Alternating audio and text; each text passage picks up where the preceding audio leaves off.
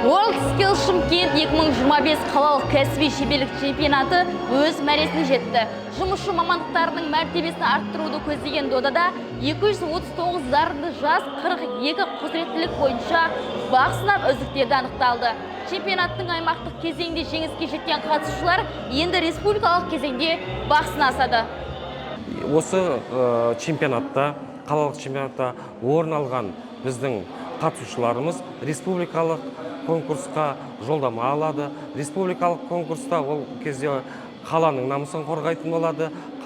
Республикалық конкурста жеңіп шығатын болса, онда World Skills, Euro Skills халықаралық чемпионаттарға қатысып, ол кезде Қазақстанның намысын қорғайтын болады. Республикалық чемпионатқа жолдама алған студенттердің бірі Шымкент политехникалық колледжінің 2-ші курс студенті Алан Әлжан. Ол ақпараттық кабельдік желілер құзыреттілік бойынша сынға түсіп, 1-ші орынды жеңіп алды.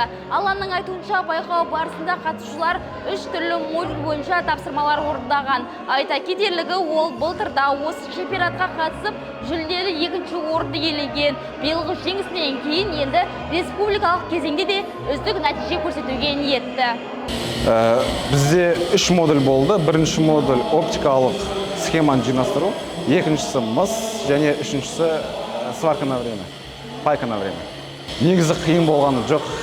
Барлық оңай, дайындық жақсы болды. Сол себептен жақсы барлығы. Былтыр ана жылы 2-ші орын алдым. Осы жылы 1-ші орын алып, болашақта Астанаға барамыз. Астанадан 1-ші орын алынса, Европаға барамыз.